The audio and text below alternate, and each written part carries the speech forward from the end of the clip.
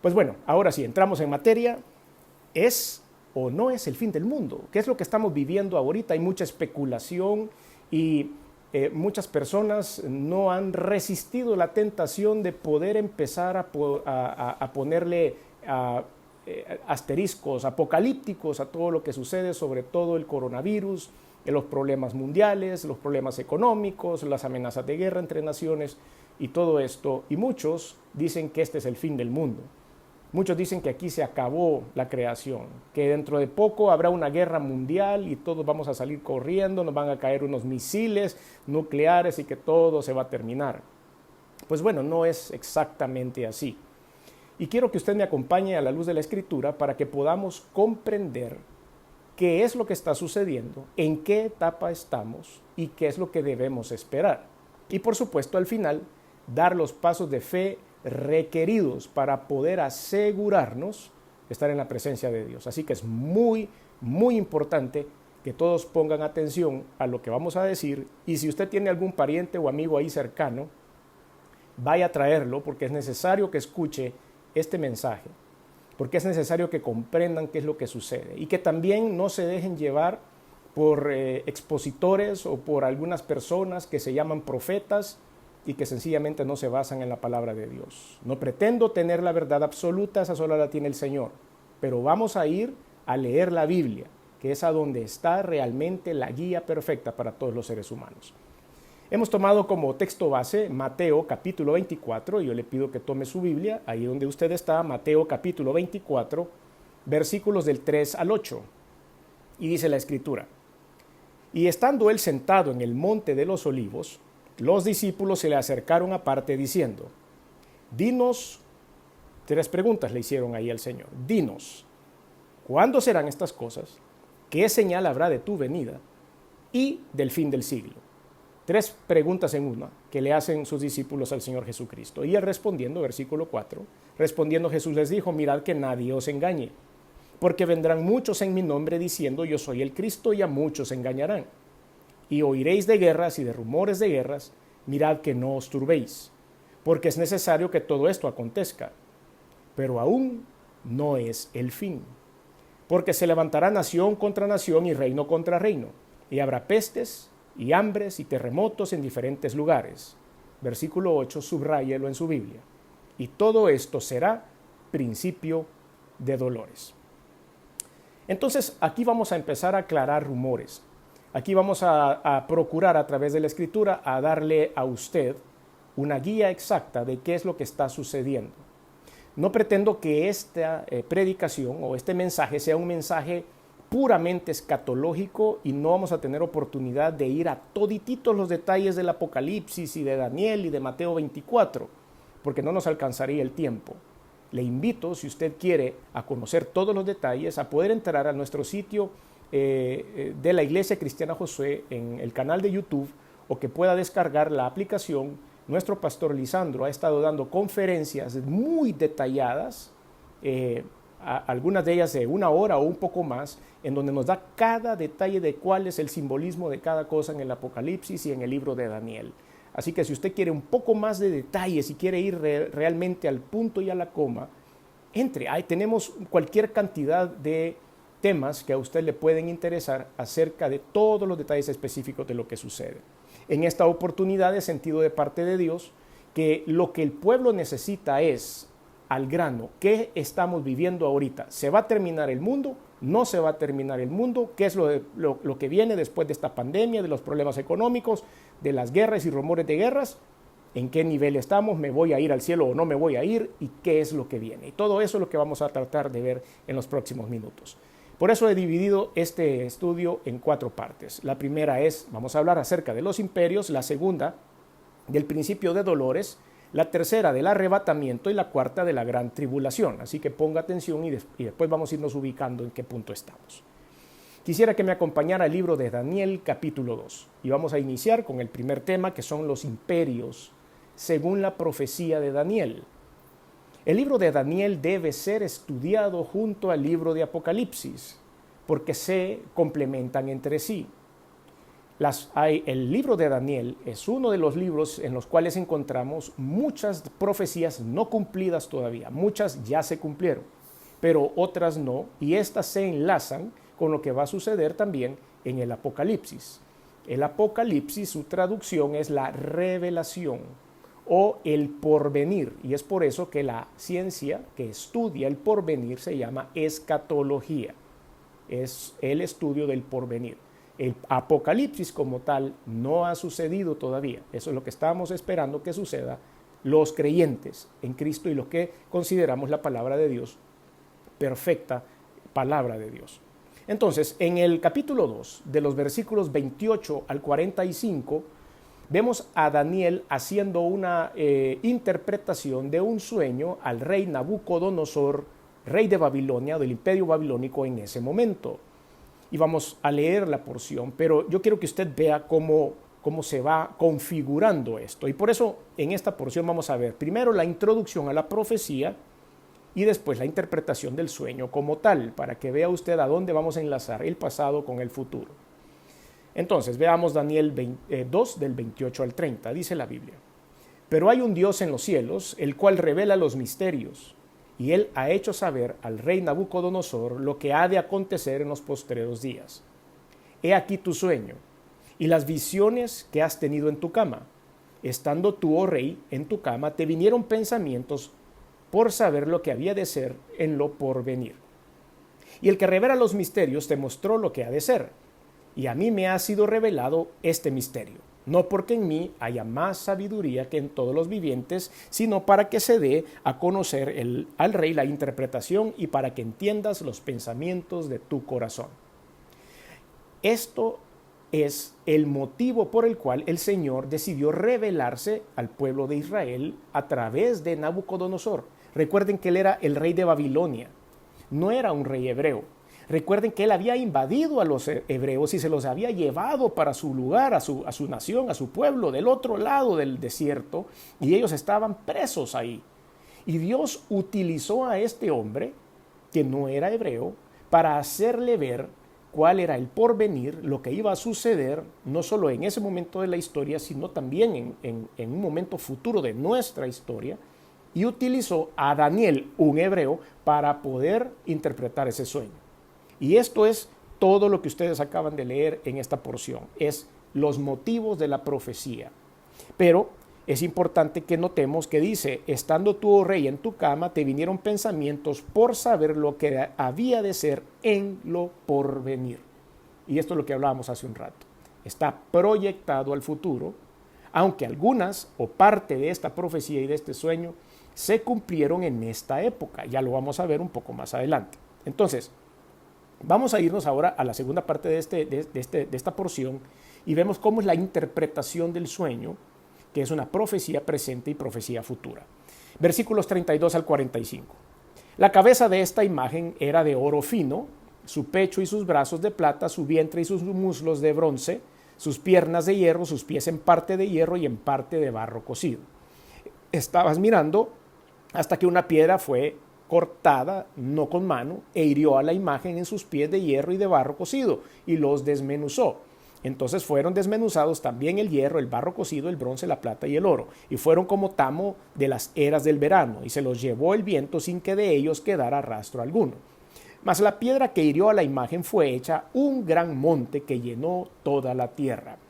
Hasta ese momento vemos que Nabucodonosor había visto una imagen y esa imagen estaba conformada de todos estos metales hasta llegar a sus pies. Y que en este momento lo que Daniel estaba interpretando era que venía, dice, una gran piedra que había herido esta imagen y que llenó toda la tierra. A eso estamos hablando, una figura de Jesucristo. Todas esas etapas de la que está conformada esta imagen, el oro representaba Babilonia. Ya lo vamos a ver un poco más adelante en esta porción porque él se lo declara a Nabucodonosor, le dice Babilonia, el oro, la fuerza, el poder, el valor está dado en tu reino y era el primero. Ahí mismo le hace una profecía a él y le dice, pero esta va a caer. Y los que vienen después van a ser la plata, que era el imperio medo-persa, que fueron los invasores de Babilonia. Los invadieron, los conquistaron y fue la hegemonía de todo el mundo conocido a través del imperio medo-persa. Después el imperio medo-persa cayó a manos de otro imperio, que era el imperio griego, y este es representado por el bronce. Y vino el imperio griego y se hizo cargo de todo lo que existía en ese momento. Y es por eso que la mayoría o todo el Nuevo Testamento está escrito en el idioma griego. Porque después de la hegemonía de los griegos, el idioma griego quedó como el idioma mundial. Es como que habláramos inglés en esta época de nuestra historia. El inglés es, podemos decir, el idioma universal. En todos lados hablan inglés. Si les puedo tener la oportunidad de decirles, en aviación el idioma inglés es el idioma central. Todos los pilotos debemos aprender inglés si vamos a volar y debemos tener cierto nivel de inglés para poder salir internacionalmente, porque ese es el idioma central. Pues así era el griego en el tiempo de Jesucristo y por eso todo el Nuevo Testamento es escrito en griego. Después cae el imperio griego y llega el imperio romano, el cual es representado por el hierro en esta imagen de Nabucodonosor. El imperio romano conquistó toda esta tierra y ustedes conocen la historia del imperio romano y se extendió por toda esa zona y gobernó por muchos años. Ahí es a donde se hacen las piernas y las piernas se dividen en dos, que fue lo que pasa mucho más adelante en la historia. Pero esas piernas terminan en 2 pies con 5 dedos cada uno, igual que en cualquier pie normal que nosotros conocemos. 10 dedos en total. Y en esos dedos se hace una unión entre el hierro y el barro cocido. No está de más explicar que el hierro y el barro no se pueden unir entre sí y que esa unión es bien frágil, es muy frágil y están esos 10 dedos unidos por barro. Ahora que ya he explicado eso, volvemos a la lectura y retomamos versículo 35. Entonces fueron desmenuzados también el hierro, el barro cocido, el bronce, la plata y el oro y fueron como tamo de las eras del verano y se los llevó el viento sin que de ellos quedara rastro alguno. Mas la piedra que hirió a la imagen fue hecha un gran monte que llenó toda la tierra. Este es el sueño. También la interpretación de él diremos en presencia del rey. Tú, oh rey, eres rey de reyes porque el Dios del cielo te ha dado reino, poder, fuerza y majestad. ¿Quién se lo dio? Dios del cielo. No se lo estaba dando a un hebreo, sino a Nabucodonosor, un babilonio. Pero era necesario que Dios usara a este hombre. Y entonces le dio reino, poder, fuerza y majestad. Y donde quiera que habitan hijos de hombres, bestias del campo y aves del cielo, Él los ha entregado en tu mano y te ha dado el dominio sobre todo. Tú eres aquella cabeza de oro, y después de ti se levantará otro reino inferior al tuyo, y luego un tercer reino de bronce, el cual dominará sobre toda la tierra. Y el cuarto reino será fuerte como hierro, y como el hierro desmenuza y rompe todas las cosas, desmenuzará y quebrantará todo. Versículo 41 en adelante quiero que le pongamos atención a esta profecía. Y lo que viste de los pies y de los dedos, en parte del barro cocido del alfarero y en parte de hierro, será un reino dividido. Ahí todavía no hemos llegado. Es ahí donde estamos enfrentándonos en este momento. Es a donde se está conformando lo que se llama hoy el nuevo orden mundial, que lo voy a explicar un poco más adelante. Pero es en ese lugar, porque ese reino del que están conformados los pies todavía no se ha llevado a cabo. Ese imperio será un reino dividido, mas habrá en él algo de la fuerza del hierro, así como viste hierro mezclado con barro cocido. Y por ser los dedos de los pies en parte de hierro y en parte del barro cocido, el reino será en parte fuerte y en parte frágil. Así como viste el reino mezclado con barro, se mezclarán por medio, escuche bien esto, de alianzas humanas. Eso es súper importante para entender lo que viene y en qué momento estamos ahora. Por medio de alianzas humanas, pero no se unirán el uno con el otro como el hierro no se mezcla con el barro. Y en los días de estos reyes, el Dios del cielo levantará un reino que no será jamás destruido, ni será el reino dejado a otro pueblo. Desmenuzará y consumirá a todos estos reinos, pero él permanecerá para siempre. De la manera que viste que del monte fue cortada una piedra no con mano, la cual desmenuzó el hierro, el bronce, el barro, la plata y el oro, el gran Dios ha mostrado al rey lo que ha de acontecer en lo porvenir, y el sueño es verdadero y fiel su interpretación. No debemos dejar a un lado que esa gran roca que viene a desmenuzar todos estos reinos, el cual dice será formado por Dios, un reino adicional que vendrá a destruirlos todos, es Jesucristo. Y tampoco debemos quitar la atención acerca de este nuevo imperio conformado por 10 dedos. Lo vamos a ver un poco más adelante. En base a esto es cuando nosotros debemos tomar la realidad de dónde estamos parados. Nuestro punto número 2 que quiero compartir, dijimos primero íbamos a hablar un poco acerca de estos reinos, imperios y esto que es un poco de historia, pero ahora vamos a entrar a algo que el Señor menciona en nuestro texto base, que es el principio de dolores. Principio de dolores. A esto también se le ha llamado en algunas oportunidades la labor de parto, previo al arrebatamiento y luego a la tribulación. La labor de parto. Cuando una persona, cuando una señora está embarazada y entra en labor de parto, Dios diseñó que antes de que naciera el bebé debían haber algo que se llama contracciones, y las contracciones le dan un aviso bastante cercano de dentro de cuánto va a nacer el bebé. Y entre más cercanas se hacen las contracciones, entendemos que más pronto está ya el momento en el cual el niño nazca. Pues lo mismo sucede en la parte espiritual. Dios, a través de los principios de dolores o el principio de dolores, nos hace ver que podemos tomar la medida de qué tan cerca estamos para el próximo gran evento, que será el arrebatamiento de la iglesia. Entonces estamos ahora en principio de dolores.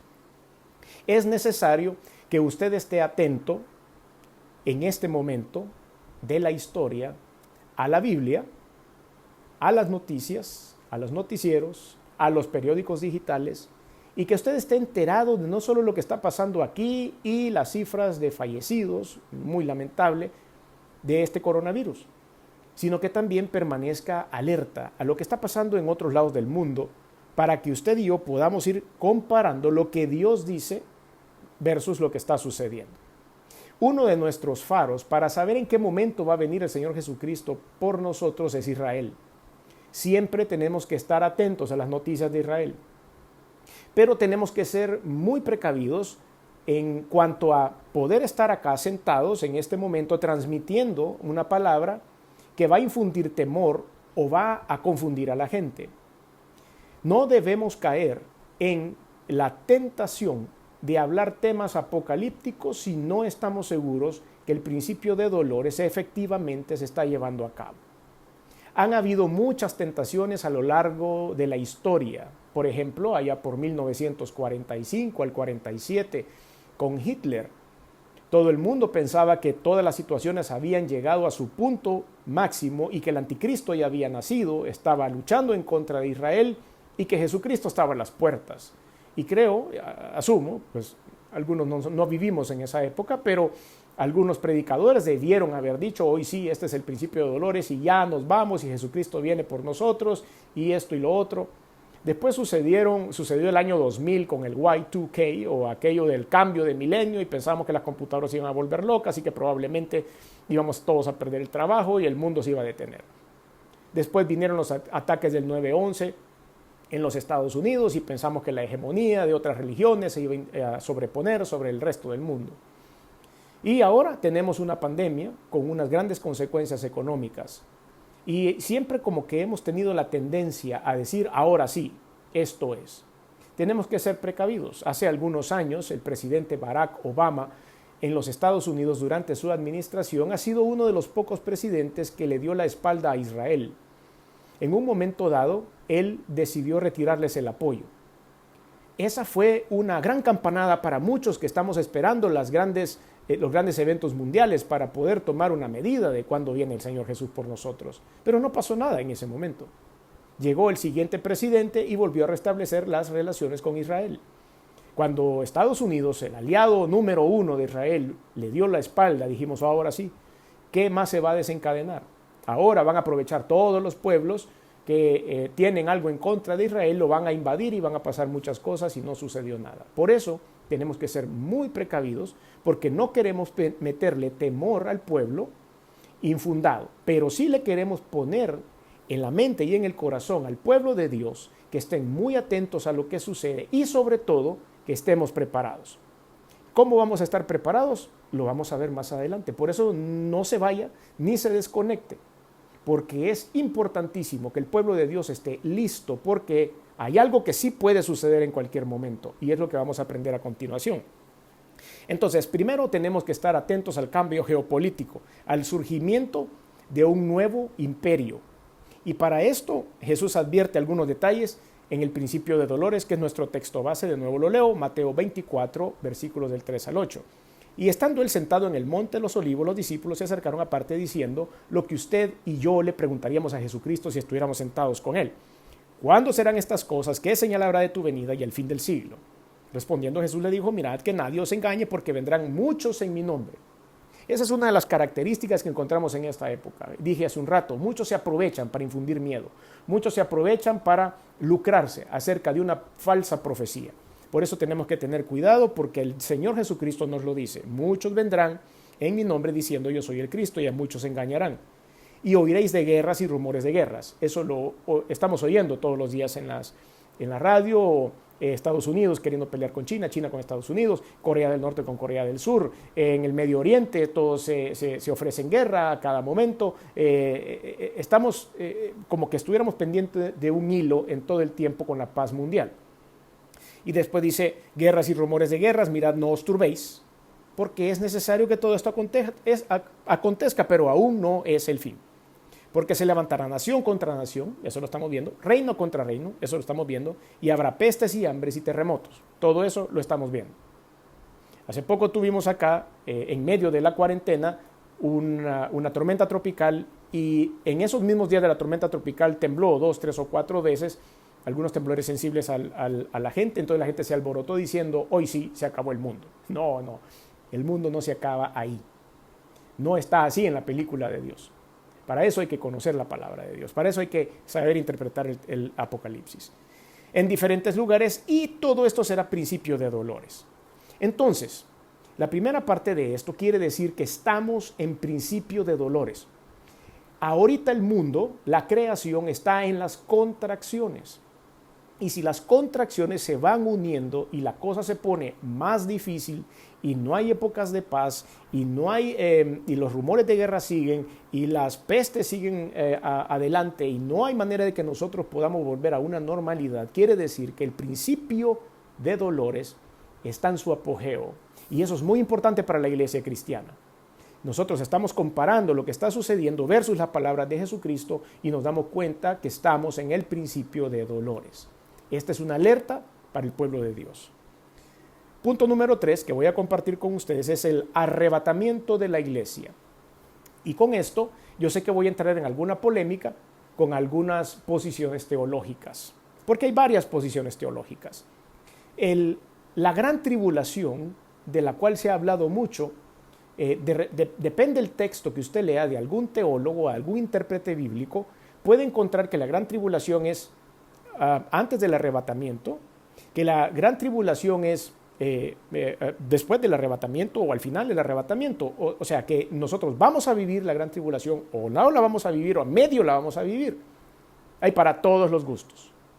Eso es lo primero. Y lo segundo, hay otros que dicen que el arrebatamiento no se va a dar, que eso era algo que había sido profetizado para la iglesia primitiva.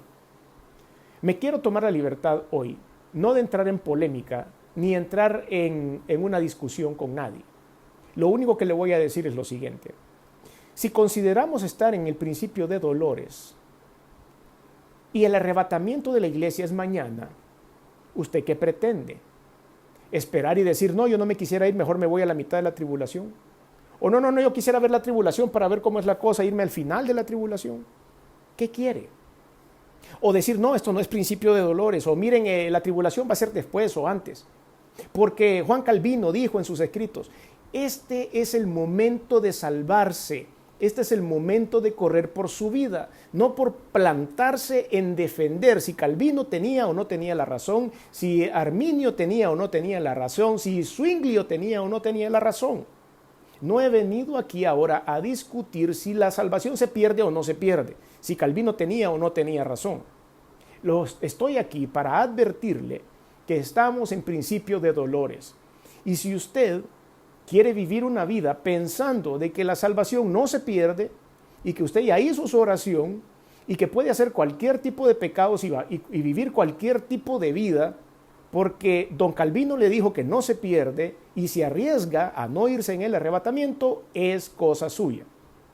Pero es mi deber como pastor, es mi deber como predicador, como ministro de la palabra de Dios, decirle que yo me voy a ir en el primer bus. Si usted se quiere quedar por creerle a los escritos de Calvino, Arminio, Zwinglio o cualquier otro hombre, quédese si quiere. Pero ninguno de nosotros vamos a tomar el riesgo de que no haya un segundo bus. Por lo tanto, es menester para todos los cristianos tener en mente que la salvación puede perderse el día de hoy, porque esa es la parte más segura. En aviación nos enseñan siempre a ir en la parte más segura, a tomar decisiones que sean lo más seguro para el avión y sus ocupantes. Si a mí me dicen está una pista a la par de la otra, esta es grande, muy bonita, y aquella es muy chiquita, muy pequeña, pero está más cerca del edificio. A mí no me importa que esté más cerca del edificio, voy a tomar la pista que está más grande y más ancha, más iluminada. Aunque esté lejos del edificio, yo tenga que caminar más, no me importa, es lo más seguro. Siempre debo tomar la decisión por lo más seguro. Entonces, insisto una vez más, no he dicho lo que he dicho para generar ni una polémica, ni un conflicto, ni criticar, ni señalar. Estoy aquí nada más para que tomemos la decisión que sea más segura para el pueblo de Dios, y la decisión más segura es aceptar al Señor Jesús como Salvador y prepararnos por si el arrebatamiento es mañana. Y prepararnos significa tratar de vivir nuestra vida de acuerdo a la voluntad de Dios, no confiando nada más en que ya firmé un papel y por eso soy salvo, y que me voy a ir al cielo sin haber vivido una vida de acuerdo a la voluntad del Señor. Dado esta pequeña introducción, nos vamos ahora sí a aprender un poco acerca del arrebatamiento.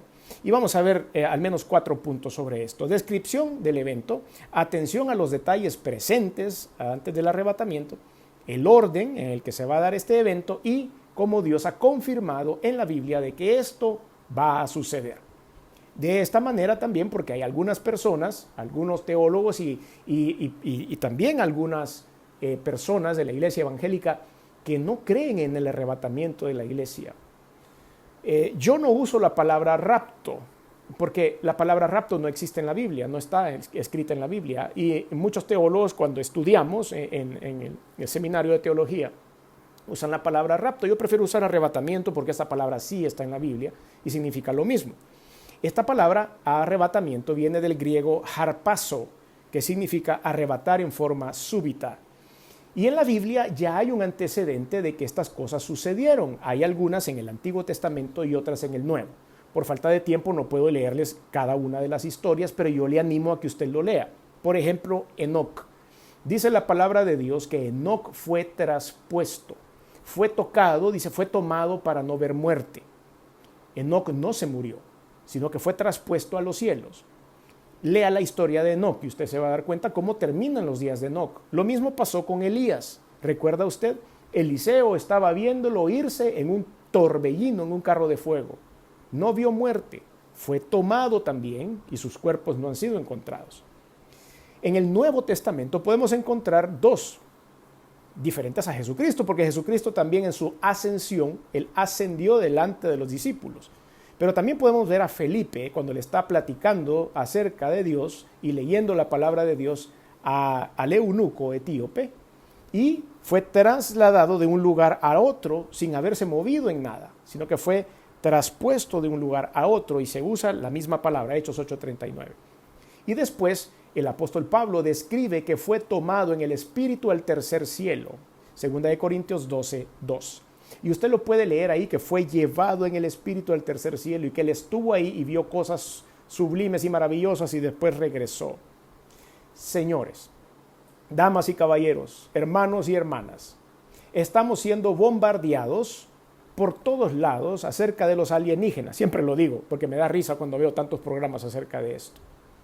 Pero ya van a inventar por ahí que todos estos eventos de Enoc, Elías, Felipe, Pablo, van a ser porque fueron tomados por los alienígenas. Eso no existe. Eso no es así. Somos la creación superior. Somos la máxima creación de Dios. ¿Recuerdan ustedes cuando los fariseos dijeron que Jesucristo había muerto y que estaba en la cruz y le pusieron unos guardias para cubrir la tumba? ¿Recuerdan que estaban unos guardias cubriendo la tumba? Porque ellos dijeron, vaya a ser que alguien se robe el cuerpo y después digan que resucitó. Entonces pongamos seguridad. Ya ellos estaban matando el chucho a tiempo. Pero resulta que el Señor verdaderamente resucitó y salió caminando de la tumba. Y después los guardias no hallaron qué hacer porque ni siquiera lo vieron salir. Pero lo que ellos querían era manipular la percepción pública de la gente. Por si resucitaba, que tuviéramos unos guardias que testificaran que Él no había resucitado. Lo mismo sucede hoy. Satanás quiere hacer lo mismo. Y está preparando a través de todos esos programas y esa doctrina de alienígenas, que el día que usted y yo seamos arrebatados de este mundo, a los que queden acá les van a decir que nos fuimos con un marciano o un alienígena o nos llevó un ovni. Y para ellos seguir en la mentira y en la mentira de que lo que dice la palabra de Dios no es cierto. Si yo voy volando mi avión el día del arrebatamiento, mi avión se va a quedar solo, hermano. Si usted va manejando su vehículo, si usted va en el transporte público, si usted está haciendo su fila en el banco con distanciamiento social y hay un arrebatamiento, el arrebatamiento de la iglesia, va a dejar un espacio vacío usted en esa fila, porque el Señor lo va a tomar en un jarpazo, arrebatarlo de una forma súbita. Vamos a describir el evento. Lucas capítulo 17, versículos del 30 al 37. Así será el día en que el Hijo del Hombre se manifieste. En aquel día, el que esté en la azotea y sus bienes en casa, no descienda a tomarlos. Y el que en el campo asimismo no vuelva atrás. Acordaos de la mujer de Lot. ¿Recuerda usted? Lot y su familia habían sido instruidos por Dios a salir de Sodoma y Gomorra porque el Señor iba a dejar caer juicio y fuego sobre estas ciudades. Y la mujer de Lot, entristecida porque había perdido todas sus compras y todos sus zapatos y todos sus vestidos y todos los moles tan bonitos que habían en Sodoma y Gomorra y todas las fiestas que tenía con sus amigas, volvió a ver atrás para anhelar ese pecado y entonces se volvió estatua de sal. Tenemos que ver hacia adelante. Entonces dice, no ve hacia atrás. Todo el que procure salvar su vida la perderá y todo el que pierda la salvará. Os digo que en aquella noche estarán dos en una cama, el uno será tomado y el otro será dejado. Dos mujeres están moliendo juntas, la una será tomada y la otra dejada. Dos estarán en el campo, uno será tomado y el otro dejado. Y respondiendo le dijeron, ¿dónde, Señor? Ellos querían saber a dónde iba a pasar esto, como todos seres humanos. Queremos estar listos. ¿Se va a acabar el mundo o no se va a acabar el mundo? ¿Se termina el mundo después del COVID o qué es lo que sucede? ¿A dónde va a pasar esto para ir? Para ser número uno en la fila. Han salido un montón de medicamentos que dicen que controlan el coronavirus y todo el mundo está comprando los medicamentos. Algunos de ellos no han salido buenos. Algunos han sido contraindicados para el coronavirus, pero todo el mundo estaba comprando medicamentos. Pues esa es la pregunta natural de los seres humanos. ¿Dónde sucederá esto? Y él les dijo, donde estuviera el cuerpo, allí se juntarán también las águilas. Y esto no significa otra cosa más que el arrebatamiento sucederá en medio de las señales que se estén dando antes de su venida. A esto se refiere este Señor con esta parábola. Donde estuviera el cuerpo, allí se juntarán también las águilas. Donde la cosa esté funcionando y ustedes vean las águilas que están pasando. Cuando ustedes vean todo este principio de dolores, prepárense, porque el evento del arrebatamiento está cerca. Eso sí, eso es lo que yo tengo que poner en su corazón ahora, a través de la Escritura. El mundo no se va a terminar. El arrebatamiento es el evento previo. Y después viene la tribulación, las cuales usted y yo no vamos a vivir. Si es que estamos preparados para irnos con el Señor en el primer bus. Porque después de esos 3 años y medio de paz y tranquilidad vendrá, lo que ya vamos a ver más adelante, el falso profeta, la bestia, el anticristo. Y los segundos 3 años y medio serán horribles. Entonces nosotros tenemos que asegurarnos, ya cuando se terminen los 7 años, entonces vendrá Jesucristo con cuerpo glorificado, nosotros también, y vendremos a pelear la guerra de Armagedón. Y entonces sí, vamos a venir a ministrar a todos los que se quedaron. Y vamos a estar 1000 años acá, 1000 años. Y entonces vendrá el fin. Falta mucho para eso. Paso 1, principio de dolores. Paso 2, arrebatamiento de la iglesia. Si se quedó en ese arrebatamiento, De veras lo voy a sentir mucho, porque lo que viene no es nada bonito.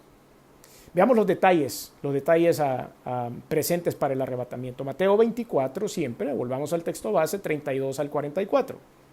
De la higuera aprended la parábola, cuando ya su rama está tierna y brotan las hojas, sabéis que el verano se acerca. Así también vosotros, cuando veáis todas estas cosas, conoced que está cerca a las puertas. Y esto sí considero que estamos cerca a las puertas.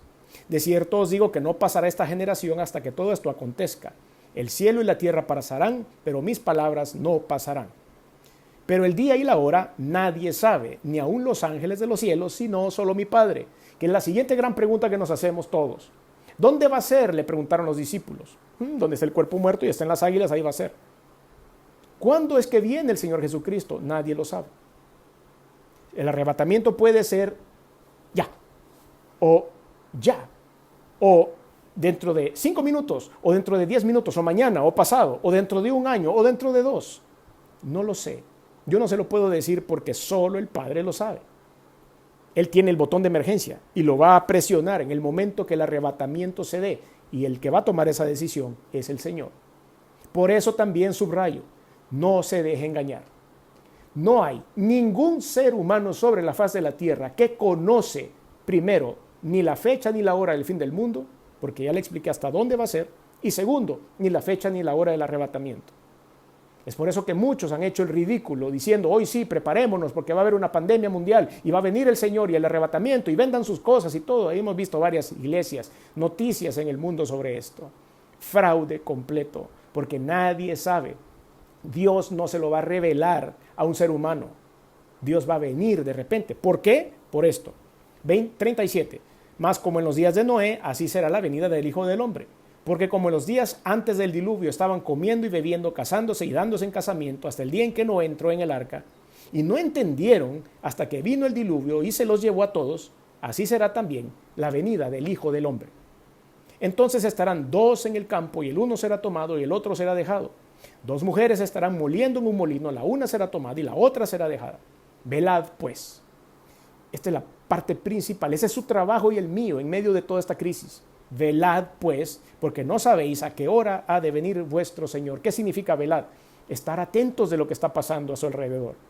Estar viendo las noticias, estar leyendo la palabra de Dios, estar en oración, serle fiel a Cristo, estar tratando, como todos tratamos, de vivir una vida cristiana de acuerdo a la voluntad de Dios para no poner en riesgo nuestra salvación y no poner en riesgo el quedarnos en el arrebatamiento de la iglesia. Ese es el motivo por el cual ahora ustedes y yo debemos estar alertas.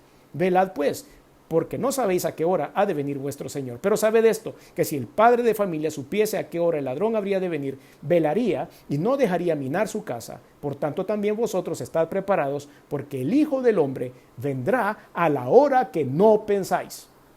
En el momento en que esté usted pecando, puede estar en ese momento a las puertas del Señor Jesucristo en el arrebatamiento y se quedó. Así que tenemos que tomar precauciones. El orden del evento. El orden, ¿cómo va a ser ese orden? Primera de Tesalonicenses 4, del 13 al 18. Tampoco queremos, hermanos, que ignoréis acerca de los que duermen, para que no os entristezcáis como los otros que no tienen esperanza. Si muchos de nuestros seres queridos han muerto por COVID-19, pero ellos habían tenido ya una experiencia personal con Jesucristo, si ellos habían tenido esas 3 cosas principales que uno obtiene cuando le entrega su vida a Cristo, la justificación, la regeneración y la santificación, y habían nacido de nuevo, despreocúpese. Ellos están con el Señor. Hay tristeza, hay separación física, hay dolor, no nos pudimos despedir, los enterraron probablemente, los inhumaron con todos los procedimientos COVID y no pudimos despedirnos y eso nos causa mucho dolor. Lo entendemos. Es horrible para los seres humanos.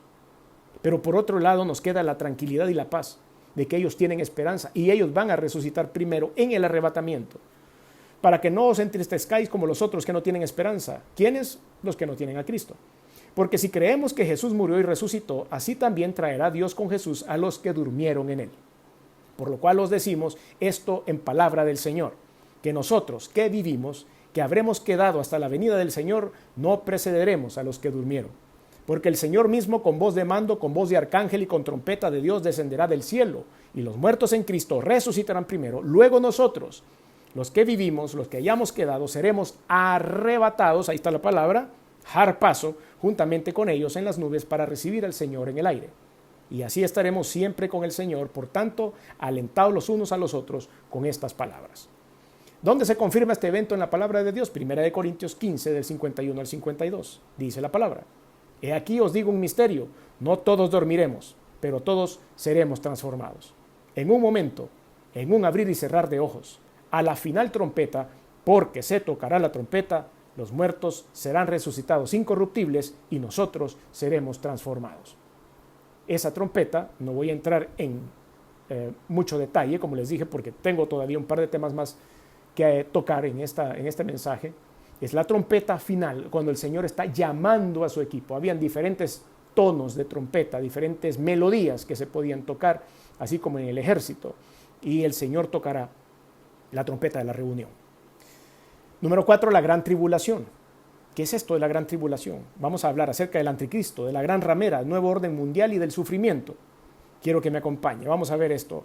La rebeldía de los hombres contra Dios se encarnará finalmente en un personaje que la Biblia menciona como el cuerno pequeño. Eso está en Apocalipsis 7 y en Apocalipsis 8. También se le llama el príncipe que ha de venir. Está en Apocalipsis 9:26. O el rey soberbio, Apocalipsis 11:36. El contexto de todos estos pasajes apunta hacia los llamados tiempos escatológicos, cuando aparecerá la persona del anticristo, quien se autoproclamará Dios y demandará adoración universal. Todo eso hay que empezar a ver cómo se está conformando en el mundo. Tanto el Señor Jesucristo en Mateo 24:15 como el apóstol Pablo en 2 de Tesalonicenses 2 consideran las actividades del anticristo como un suceso futuro. Ojo con esto. Esto lo puede usted leer si quiere conocer más. Esta porción la saqué del libro Daniel y el reino mesiánico de Evis Carballosa, página 246. Entonces, vamos a ver a este señor que se llama el anticristo. Mateo 24, del 15 al 18 dice: el anticristo se menciona en esta parte, es un pacto con la nación judía. Él va a hacer un pacto con la nación judía, todavía en incredulidad, por 7 años, que son los 7 años de la tribulación. Pero en el 3 años y medio los va a traicionar, romperá ese trato que va a hacer con ellos en la mitad del periodo de la tribulación y después establecerá su propia imagen en el templo judío y los va a traicionar. Y él se pondrá como el ídolo del mundo. Veamos qué dice 2 de Tesalonicenses 2, del 3 al 4. Nadie os engañe en ninguna manera, porque no vendrá sin que antes venga la apostasía. Eso es muy importante, ese detalle. Y se manifieste el hombre de pecado, el hijo de perdición, el cual se opone y se levanta contra todo lo que se llama Dios o es objeto de culto, tanto que se sienta en el templo de Dios como Dios, haciéndose pasar por Dios. Ese va a ser el anticristo. La apostasía significa el pecado de rechazar la fe en Jesucristo siendo cristianos. La apostasía es un pecado que únicamente un cristiano puede cometer, porque el que no es cristiano no puede rechazar a Jesucristo como Señor y Salvador, porque nunca le ha aceptado como tal. Por eso, cuando empezamos a ver noticias de la apostasía en nuestro país, podemos ver en los periódicos gente que está apostatando la fe cristiana y se está volviendo a otras religiones contrarias al cristianismo. Nos damos cuenta de la apostasía que hay en el mundo, y ahí es a donde se va a fortalecer este hombre llamado anticristo. Segunda de Tesalonicenses 2, del 8 al 10. Y entonces se manifestará aquel inicuo, a quien el Señor matará con el espíritu de su boca y destruirá con el resplandor de su venida. Inicuo, cuyo advenimiento es por obra de Satanás. ¿Quién va a poner entonces al anticristo? Satanás. Con gran poder y señales y prodigios mentirosos, y con todo engaño de iniquidad para los que se pierden, por cuanto no recibieron el amor de la verdad para ser salvos. Hay otra alerta acerca de este personaje que va a suceder. Apocalipsis 13, del 13 al 14. Dice la Biblia: también hace grandes señales, de tal manera que aún hace descender fuego del cielo a la tierra delante de los hombres. Y engaña a los moradores de la tierra con señales que se ha permitido hacer en presencia de la bestia, mandando a los moradores de la tierra que lo hagan imagen a la bestia que tiene la herida de espada y vivió. Todo esto poder va a tener este personaje. puesto por Satanás y elegido por el mundo para ser el guía, el líder del nuevo orden mundial. Mateo 24 dice, porque se levantarán falsos cristos y falsos profetas y harán grandes señales y prodigios de tal manera que engañarán, si fuere posible, aún a los escogidos. Aquí se menciona en Mateo 24, la apostasía.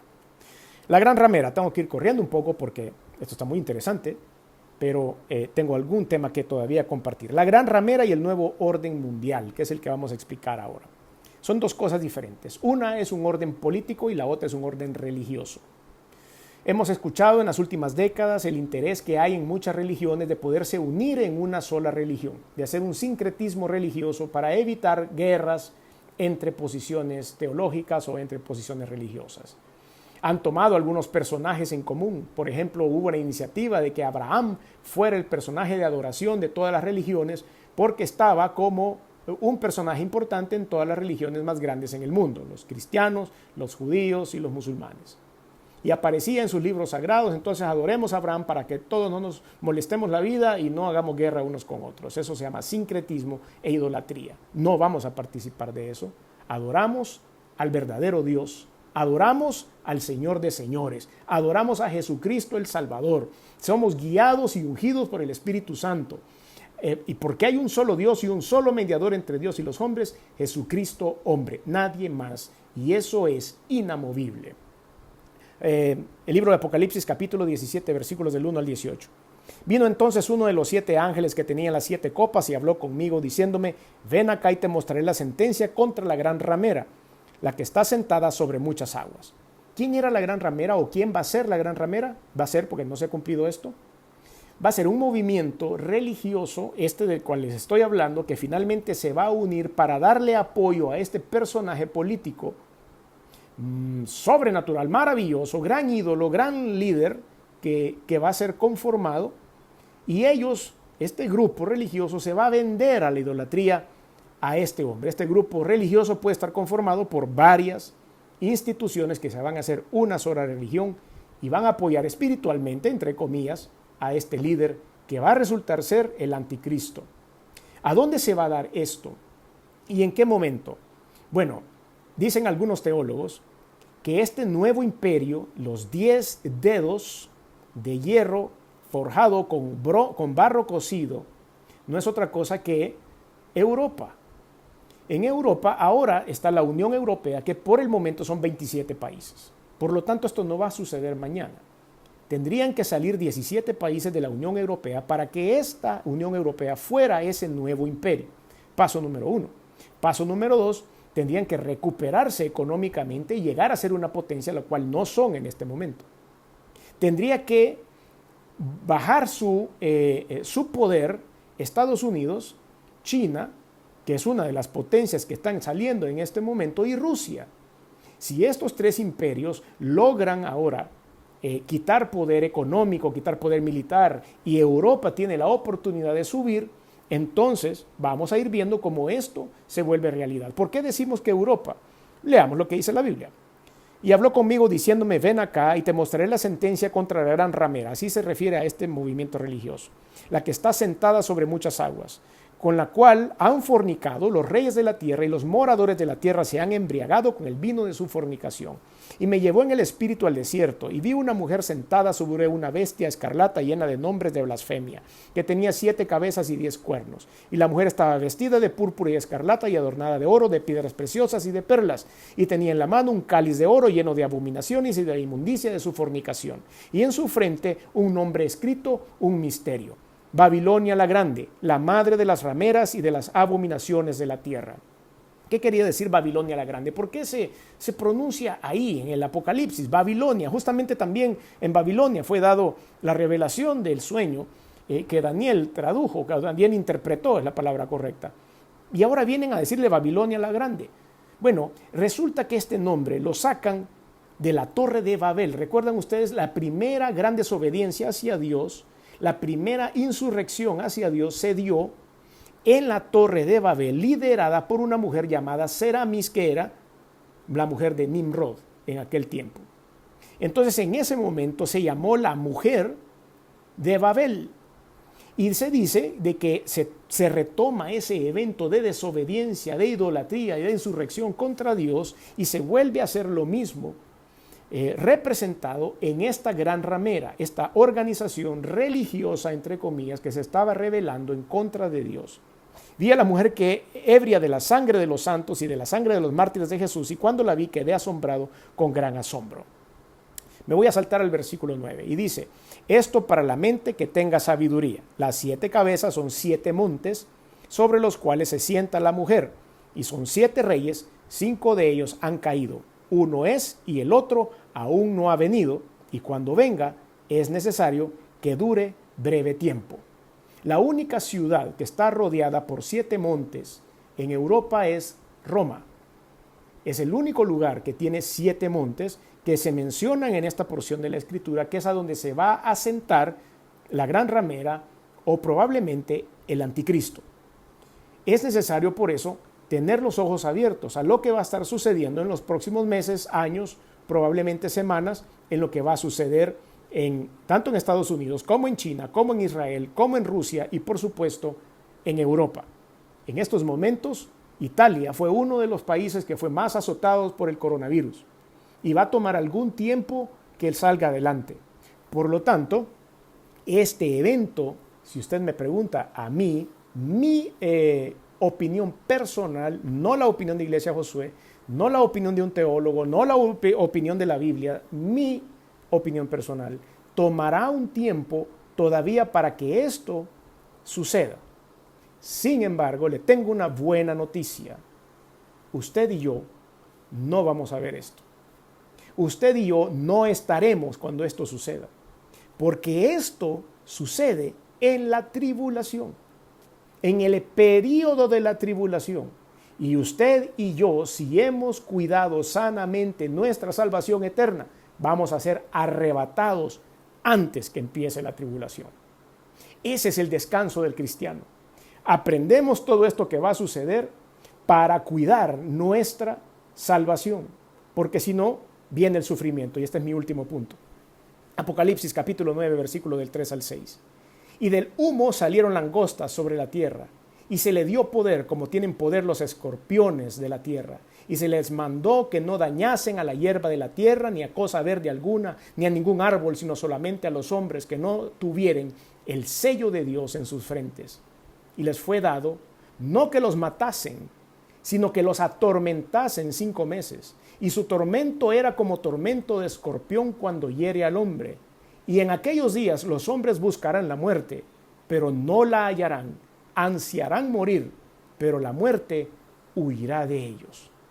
¿Quiere usted esperarse hasta pasar todo este espacio y que después de 7 años de este tormento llegue el Señor en un cuerpo glorificado con todos nosotros los que probablemente nos vayamos en el arrebatamiento? Probablemente, claro que no. Seguramente nos vamos a ir en el arrebatamiento y vendremos con cuerpos glorificados a luchar la batalla de Armagedón. ¿Se quiere ir usted en el primer bus o se quiere esperar en el siguiente? Yo no me arriesgaría. Es por eso que hoy estamos en principio de dolores. El arrebatamiento puede ser hoy o mañana. La iglesia se va a ir con el Señor Jesucristo antes de que todo esto suceda. Y no se acaba el mundo con el COVID-19. Y no se acaba el mundo con tormentas. Y no se acaba el mes. Este es principio de dolores. Para que el mundo se acabe, tienen que pasar todo esto, más los 1000 años que va a reinar Jesucristo en este mundo. Y entonces vendrá el fin, dice la palabra de Dios. Pero el arrebatamiento sí. Ese puede ser mañana. ¿Está preparado? ¿Está listo para eso? Es por eso que yo quiero tomar este espacio para que usted pueda orar. Asegurar su vida eterna, asegurar irse en el arrebatamiento del Señor Jesucristo toma segundos.